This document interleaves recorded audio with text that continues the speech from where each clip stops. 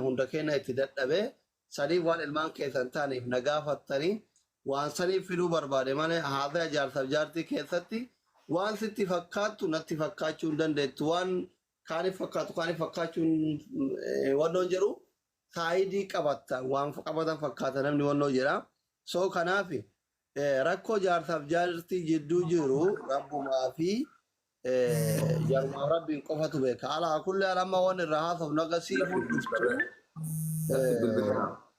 miyuut godhi silkii gubbarraan intini godhi maal jettanii Thailand gibaro warri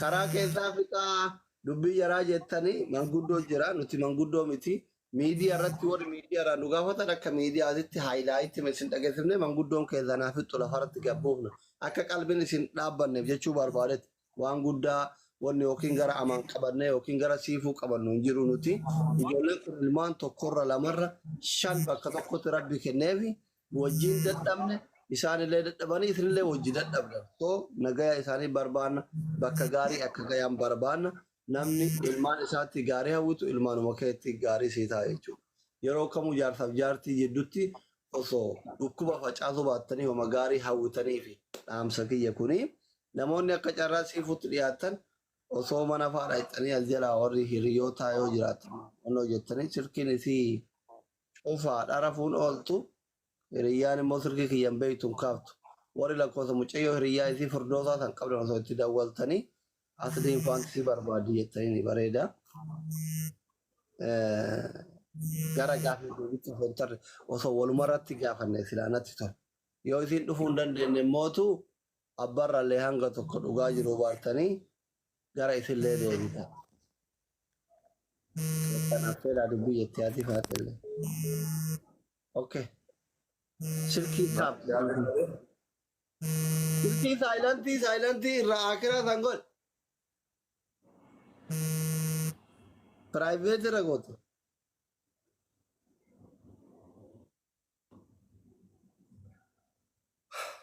Ayyee.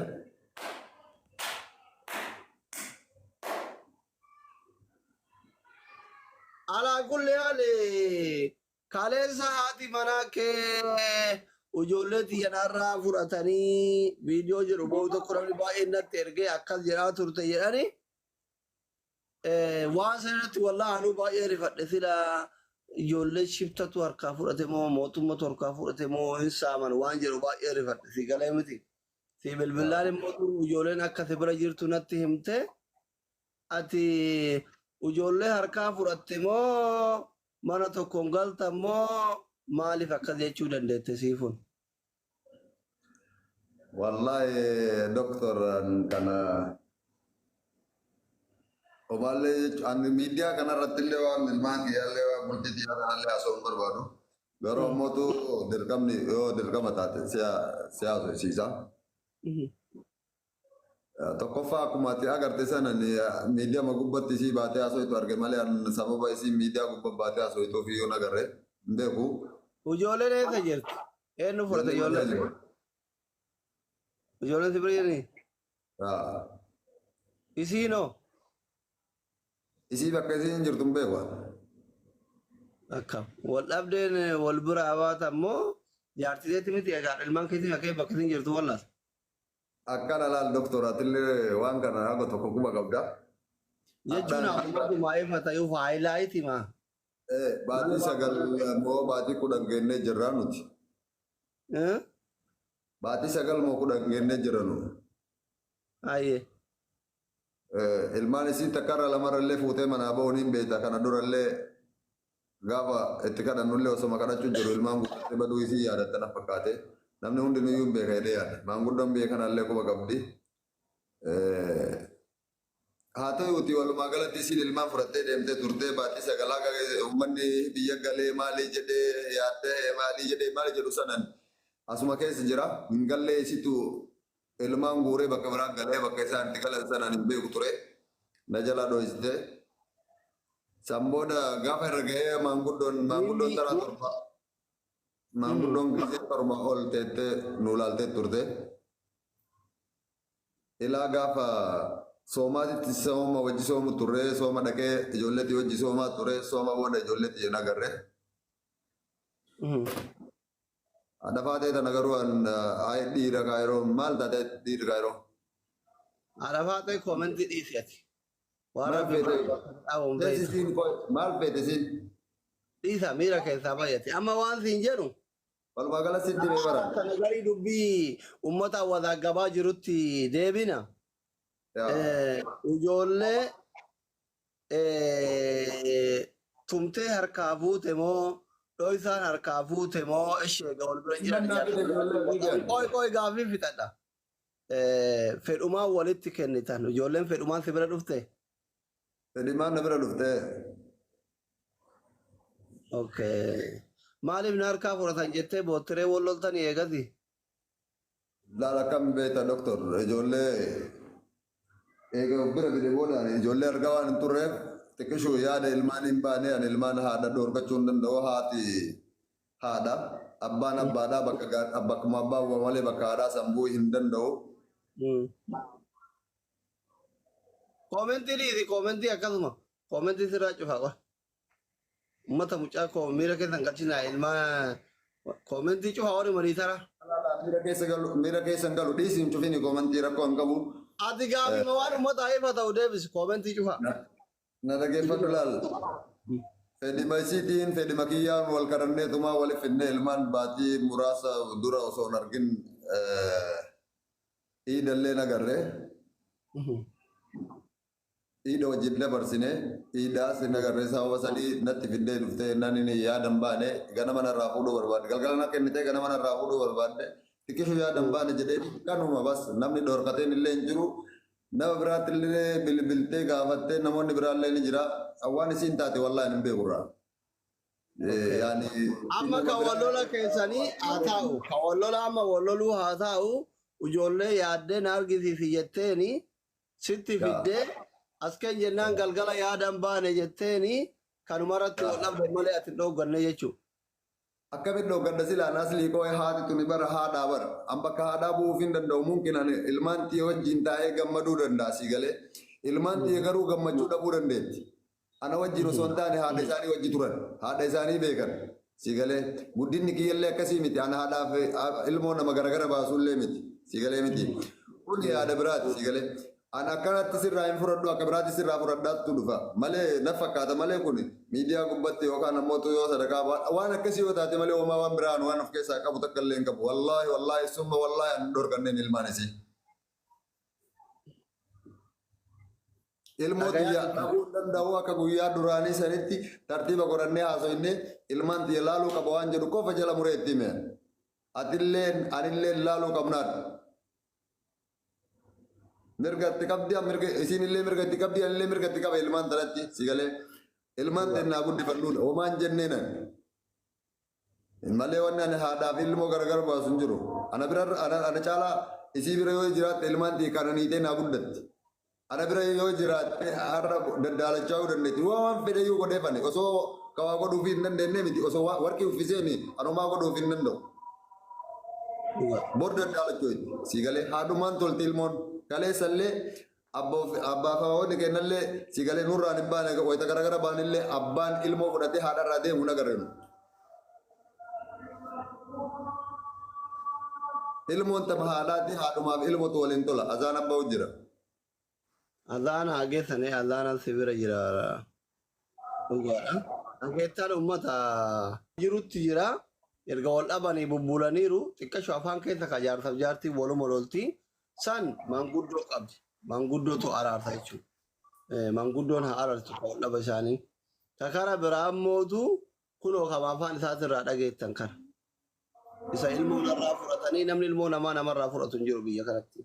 Filiis ijoolleen kennu ijoolleen shamarranirree hababaaf haayiskireemii asirratti diyaaspooraan isinitti kennu jettanii maqaa jaarsa hin beeytanii wal dhabbiin jaarsaaf jaartii xixiqqoon kun hin jira.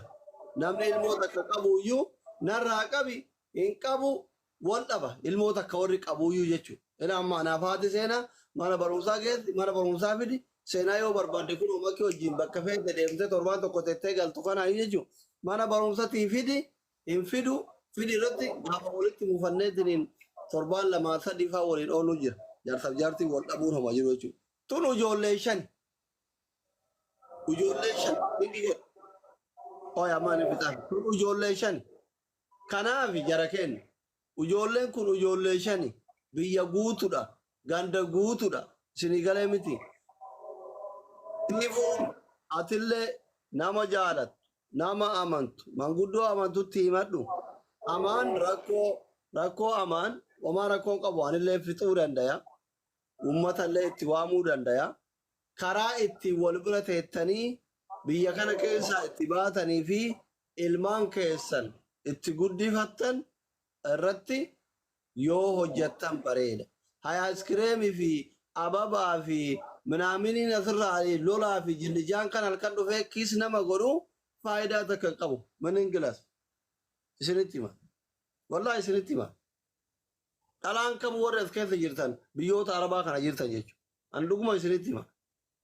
Dhuguma isinitti hima. Awwaan tokko hin xiinxala taazzabeetuma bira tara. Ayimma chinyim dubbachuullee hin barbaadu. Hinaaftuu namaan jettani. Hinaaffaa miti nama tokkotti ni naafa. Qabaatatti ni naafu hiyyeessatti hin boonuun uumaa kiyyarra dhuguma tanan naataa. Amma silkii kiyyaa mumkin beekanii as dhufuu ni dhuuf ta'uu danda'a hin kaasan. Ayinaa hin kaasan. Ijoollee ta'e barbaadda. Viidiyoo kana muraa waraa poosti godhaafi. Siifu silkii kee cufaadha. Ka hiriyyaa ta'etiin kaaftu. Ijoollee ta'e barbaadda. Ina ijoolleen ta'e shaaraa amma itti dawwalee gaafadhe. Amma itti dawwalee gaafadhe shaaraa 40 jirti. Online irra ol baate jaarsa abbaa ilmaan keetii narraa fudhatan hin jedhin diinni sirraan fudhanne. Abbaa ilmaaniti haqa sirraa qaba dhugaadha. Garatti baattee duudatti baattee wajji cinqamtee innillee abbaa ilmaaniti. Si galee miti. Kanaaf ijoolleen ta'e 40 bakka duraan galtan cinaa manni isaa. Si galee mi? Araara manguddoo fidadha. Ilmaan ta'e barbaadda.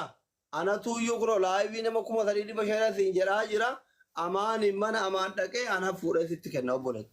Wanni miidiyaa irra baatee akka waan diinni sirraa fudhate sisaamee ilmaan kiyya narraa fudhatan jettee asii gamaa gamana kun garee abbaa ilmaanii ta'e kun garee kee ta'e jidduu kanatti ilmaan ta'e abaaramtuuf hin jirtu abeekti.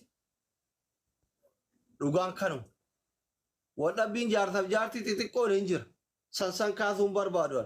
Baatii hagana waliin oonne, baatii hagana gargar gallee, baatii hagana agas baanee iccitii jaarsaaf jaartii gadi diisisee mucallee gaafachuun barbaadu isillee argee akka carraa dhufte gaafachuun barbaadu. I don't like that.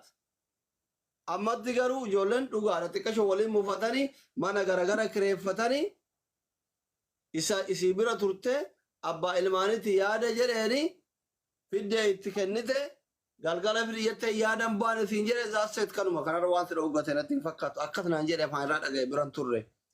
Yoo ka sida hoggatu taate immoo kunoo amaanna bira jira uummanni duraan si hojii rakkataa turellee as jira anatuyyuu dhaqee fuudhee ilmaan keessii kenna. Wanni miidiyaa irratti gamaa gamana Israa'elii fi maarree walitti taatanii yookiin Tigree fi Oromoo Amaaraaf Oromoo walitti taatanii deeggaraan keetiif deeggaraan isaa wal gara fuuf tokko hin jiru jechuudha. Kana natti fakkaata. Manguddoo jira manguddoon biyya kanaa walitti araarsa. Ila doktor akkasuma ani tokkoffaa duraan dursee warri namni beekuu qabu ani ilma namaa kaleessa fuula namaa ilmootii wajjin dhaabadhee anarrallee wanni ani ilmootii haadhaaf isaan garagara baasuuf hin jiru. Biraallee wanni dheessuuf illee hin jiru. Wanni asii fuudhellee kara biraa isaan deemuuf illee hin jiru. Siigalee miti. Kadhatanii miidiyaa gubbatti baatee waan akkanaa maa goota sila ilmaan barbaadu ilmaan naan kennu jettee naan kennu jedhee jettee hiriyoota kiyyattuu bilbilaa turte. Sittuu bilbiltee si gaafattee miidiyaa gubbatti sombeen asli si beekii lakkoofsa kan kee qabdi. Mubaarakin jira namoota hedduu jira keessa isaa walalaa. Namoota barbaachisan isaan illee akkasumatti jala raggatanii beekuu qaban. Yoo fedhan waan fedhaa ta'an siigalee haadha caaluuf hin danda'u garuu bakka haadhaa bu'uuf hin danda'u bakka haadhaa ga'uuf hin danda'u. Haati ta'e akkamitti akka nu guddifte nu kulliin kennaan beena qoraan nu cabsitee asiin nu geetti siigalee duudeen nu baatee asiin nu geetti. Garuu haadha hardhaatii fi abbaan hardhaa ta'anii ka waliin guddisanii miti kaleessa ka abbaan kenna ka quba nu hin qabne nu kullii kenna nama Itoophiyaan dhalatee guddatee as ga'e wal beenaa jechuu kulliin kenna. Saa walalaa hin kijibee. Si galee. Ani siifuun osoo miidiyaa gubbatti hin bahin namoota biraarra dawwaltee akkana na dhorkatee maarree jennaan aboo nuti si fuudhee si fidaa siifuun akkuma qabaama akkuma tamma jette kan anaattuu qabee ilmoo ta'ee si fidaa jennaan lakki ani miidiyaarraa irraa fudhadhaa jettee miidiyaarraa fudhachuu dandeetti mirga siiti sun karra itti fakkaata. Mungkin kallattii biraatti fakkaachuu danda'a. Uummanni Oromoo akkas naa godha uummanni Oromoo akkas naa godha jettee ta'uu danda'a. Uummanni Oromoo lafumaa ka'ee waan fedhe ta'uu hin danda'u.